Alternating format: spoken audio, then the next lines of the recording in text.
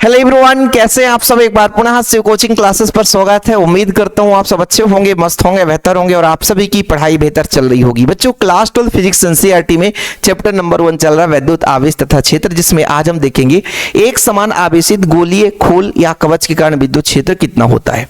Gauss के प्रमेय के अनुप्रयोग में बच्चों पहला अनुप्रयोग था एक अनंत लंबाई का चालक तार है जिसके कारण विद्युत क्षेत्र।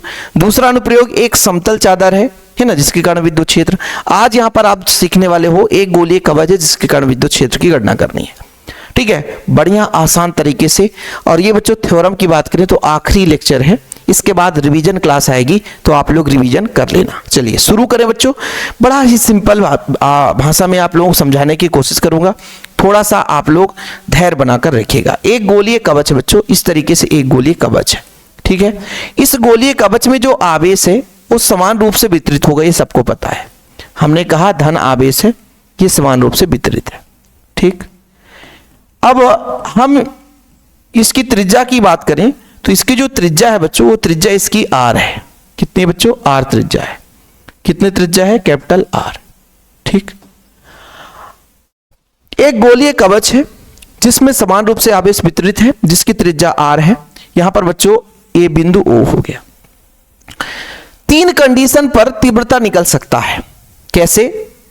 जब यदि एक बिंदु ऐसा हो कि बाहर स्थित हो, पहला कंडीशन हो गया।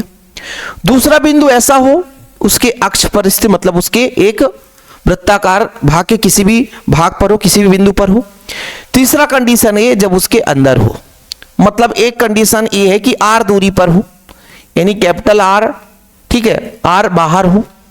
ठीक है, आर क्या हो बच्चों? बाहर हो, मतलब स्मॉल आर का मान कैपिटल आर से बाहर हो। आर बिंदु यानी बाहर हो, बिंदु बाहर हो तब तीव्रता निकालेंगे।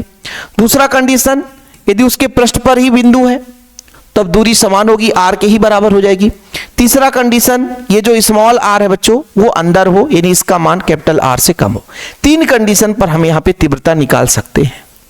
ठीक है, अब देखो बच्चों, गाउसीय प्रमेय या गाउस पृष्ठ का अनुप्रयोग पढ़ रहे हो तो हम जानते हैं कि हम ये बात बता रहे हैं कि जब बिंदु मान लीजिए बाहर स्थित हो, जब बिंदु बाहर स्थित हो, मान लीजिए एक बिंदु P है, एक बिंदु P है बच्चों, ये बिंदु P है जो कि बाहर स्थित है। कहां स्थित है?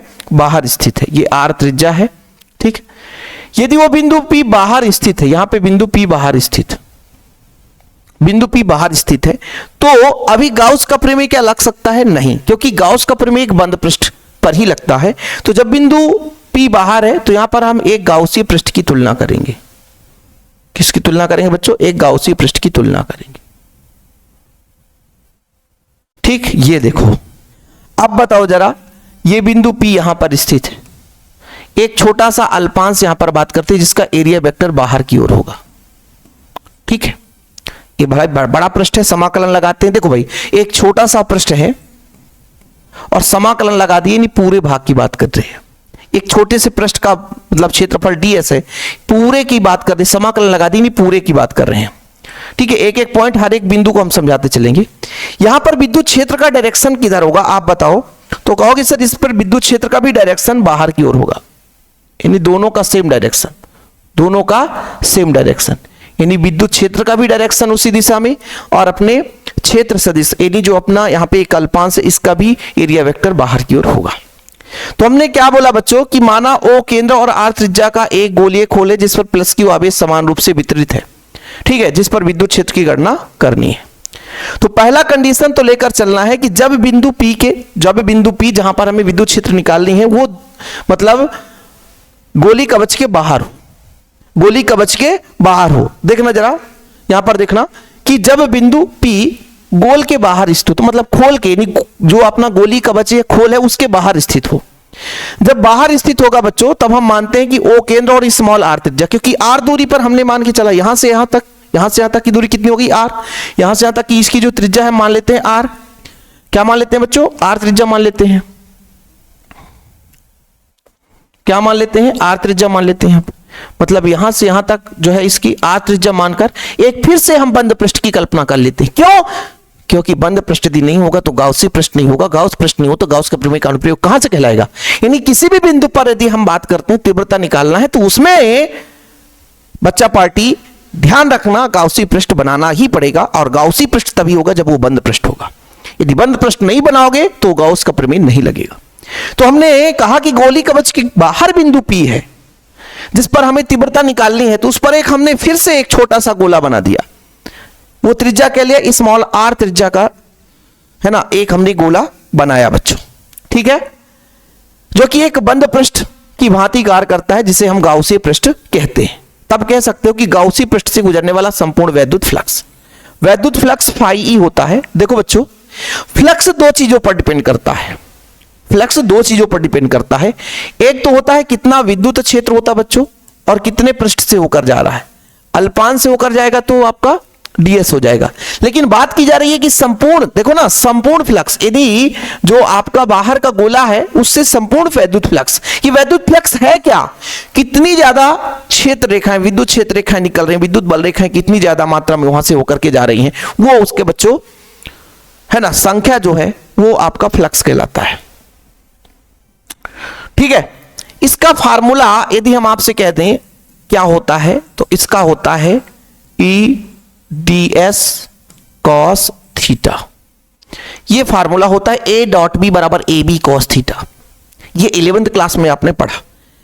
अब हम यहां पे बच्चों बात कर रहे थे कि ये जो ds है इसका भी सेम डायरेक्शन और तीव्रता भी सेम डायरेक्शन, मतलब थीटा बराबर कितना है 0 डिग्री। थीटा बराबर कितना होगा 0 डिग्री होगा।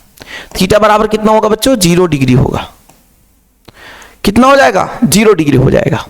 तो यदि मैं आपसे यहां पे कह दूं कि थीटा बराबर 0 डिग्री होगा, क्यों 0 डिग्री होगा, क्यों 0 डिग्री होगा, क्योंकि बच्चों क्षेत्र सदिश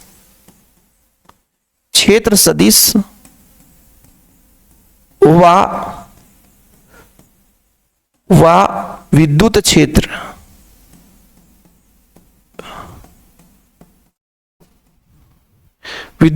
के बीच का कोण है। क्या है बच्चों, क्षेत्र सदिश और विद्युत क्षेत्र के बीच का कोण है। ठीक, बीच का कोण है। ठीक, ये चीज आपको क्लियर रहना चाहिए। बहुत टेढ़ा हो गया, थोड़ा टेढ़ा, मैं सोचा सीधा कर दूंगा, पूरा ही सीधा हो जा रहा है, कोई बात नहीं है।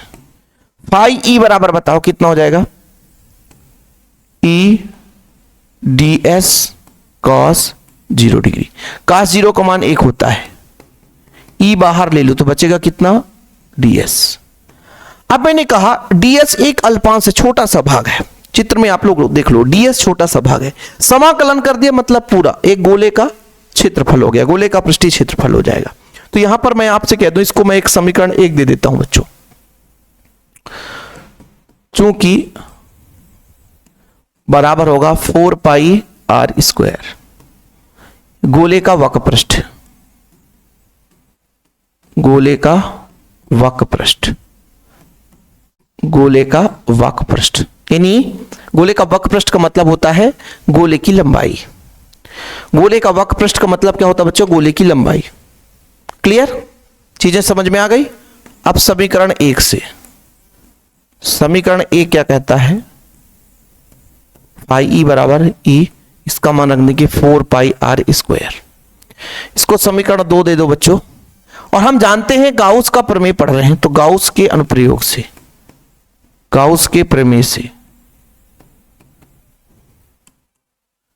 गाउस के प्रमेय से, गाउस का प्रमेय क्या कहता है, कहता है फाई ई बराबर आवेश का 1/ε0 गुना होता है, आवेश का 1/ε0 गुना होता। अब देखो जरा समीकरण 2 और 3 से तुलना कर दो बच्चों, दोनों फाई ई है, ये भी फाई ई, ये भी फाई ई, इसका मतलब ई इंटू 4 पाई r स्क्वायर इक्वल Q/ε0।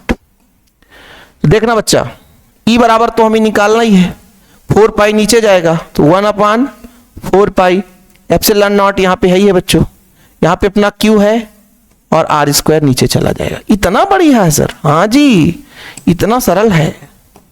ये किसके कारण आ गया बच्चा लोग, ये किसके कारण तीव्रता आ गया, जब हम बात कर रहे थे कि आवेश जो है ना, जो बिंदु है, सॉरी, जहां पर हम तीव्रता निकाल रहे हैं गोलीय कवच के बाहर है। गोली कवच के बाहर है, इसका मतलब ये अपना गोलीय खोल था जो कि प्लस क्यू आवेश से आवेशित था, है ना। और जिस बिंदु पर हम निकाल रहे थे बच्चों, जिस बिंदु पर निकाल रहे थे वो बिंदु इसके बाहर था, ठीक है। कहां पर था? बाहर था। यहां से बच्चों ये आर दूरी थी, कितनी दूरी थी? आर दूरी। और इसकी दूरी की बात करें तो ये कैपिटल आर है, ये आपका ओ है। यहां पर अपना क्या था? एक छोटा सा अल्पांश था, वो अल्पांश था ds। और इसका एरिया वेक्टर भी इधर होगा और विद्युत क्षेत्र का भी इधर होगा, दोनों का। दोनों के बीच यहां पे थीटा कितना बन रहा था बच्चों? 0 डिग्री। क्योंकि एरिया वेक्टर और विद्युत क्षेत्र का डायरेक्शन सेम है। एरिया वेक्टर क्या कहलाता है? किसी भी पृष्ठ से लंबवत खींची गई रेखा एरिया वेक्टर कहलाती है। दूसरा कंडीशन हम निकालेंगे बच्चों, जब बिंदु P गोलीय कवच पर हो, गोलीय कवच पर हो, गोली कवच पर हो। देखना बच्चों, गोली कवच कुछ इस तरीके से, शॉर्टकट में बात कर रहा हूं तो ये गोली कवच है, ये गोलीय कवच है जो कि प्लस क्यू आवेश से आवेशित है ना। अब जो हमारा बिंदु P है बच्चों, ये अपना कैपिटल आर है और बिंदु P इसके पृष्ठ पर ही आ गया, स्मॉल आर। मतलब गोली कवच पर है, तब बच्चों हम कह सकते हैं कि स्मॉल आर जो है वो कैपिटल आर के बराबर हो जाएगा, है ना। स्मॉल आर जो है कैपिटल आर के बराबर हो जाएगा कि नहीं होगा? होगा। ठीक है, इसको हटा देते हैं, इसको हटा देते हैं और इसको हम समीकरण 4 देते हैं। और आप लोग लिखोगे प्यारे बच्चों, आप लोग लिखोगे समीकरण 4 से। किससे बच्चों? समीकरण 4 से। समीकरण 4 से, समीकरण 4 से आर की जगह कैपिटल आर रख दो बस बच्चों। ई बराबर हो जाएगा 1/4 pi epsilon not Q upon R square, sorry capital R square. ये भी तीव्रता है बच्चों एक प्रकार से, ये भी तीव्रता निकल कर आ चुका है आपका। किसका? तीव्रता। किसके लिए बच्चों? इसके लिए। ठीक है, तो आप लोग यदि इसको यहीं पे लिख देते तो और अच्छा रहता। आ ही तो जाएगा यार।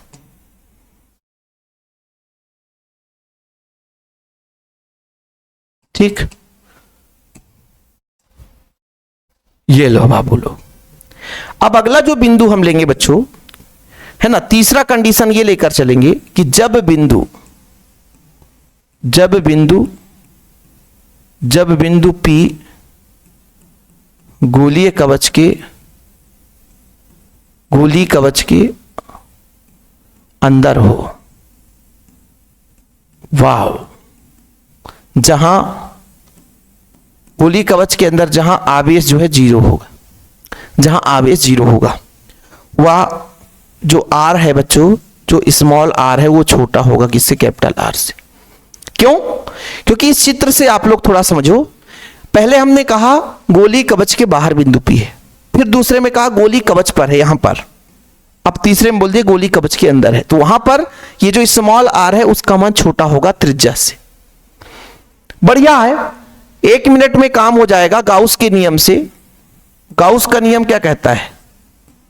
गाउस के नियम से, गाउस का नियम कहता है फाई ई बराबर Q upon epsilon not. Phi E का मान कितना होता है बच्चों? E dot ds। एक बंद पृष्ठ होगा वहां पर भी, Q upon epsilon not. Q का मान 0 होता है, क्यू का मान 0 है। क्यू का मान कितना है? 0 है। तो यहां पर हम लिख सकते थे क्यू बराबर 0 और एप्सिलॉन नॉट, क्यू बराबर 0 और एप्सिलॉन नॉट। अच्छा देखना बच्चों, थोड़ा सा समझिएगा आप लोग। यहां पर E डॉट ds है, इसको तोड़ोगे तो E ds cos 0 डिग्री आएगा। cos 0 डिग्री, क्योंकि 0 डिग्री हर जगह है, क्योंकि 0 डिग्री जो आपका एरिया वेक्टर है, क्षेत्र सदिश, दोनों एक ही दिशा में है। ये अपना 0 अपान एप्सिलॉन नॉट आएगा। आगे चलते चलो, cos 0 का मान 1 होता है, तो बचेगा कितना बच्चों? E ds 0 upon epsilon not. ठीक है, कोई दिक्कत? अब बच्चों इस पूरे को पक्षांतर कर दो तो किसी संख्या में 0 का भाग देंगे तो 0 ही आएगा। पूरे को पक्षांतर भी करोगे, किसी संख्या में 0 का भाग देंगे तो 0 ही आएगा। खत्म, टाटा बाय बाय। अब आप लोगों को यदि ये फार्मूला नहीं पता कि सर फ्लक्स का ये फार्मूला होता है तो फिर दिक्कत है यार, फिर दिक्कत है। इसलिए तो मैं हमेशा कहता हूं कि बच्चों क्रम से देखो। और जिन बच्चों ने अभी तक नोट्स नहीं लिया है, भाई प्रॉपर पढ़ाई करना है तो नोट्स के लिए 96 85 29 91 49 ये मेरा पर्सनल नंबर है बच्चों। और मात्र एक छोटा सा अमाउंट लगता है 100 रुपए, आपको ऑल चैप्टर के नोट्स दिए जाएंगे यदि कोई बच्चा प्रॉपर पढ़ना चाहता है, उसके लिए मैं बात कर रहा हूं। बाकी यूट्यूब पे क्लासेस फ्री है, फ्री रहेगी, चलती रहेगी। जितना भी क्लासेस आएगा बच्चों यूट्यूब पे फ्री ही रहता है। अभी कोई पेड बैच हमारा लाइव क्लासेस नहीं चलता। तो आप लोग प्यार सपोर्ट बनाए रखें। चैनल पे पहली बार आए हैं, चैनल को सब्सक्राइब कर लें, पढ़ाई करते रहें। निरंतर आप लोगों के साथ हम जुड़े हैं और जुड़े रहेंगे। फिलहाल अभी के लिए इतना ही। प्यार भरा नमस्कार, जय हिंद, वंदे मातरम।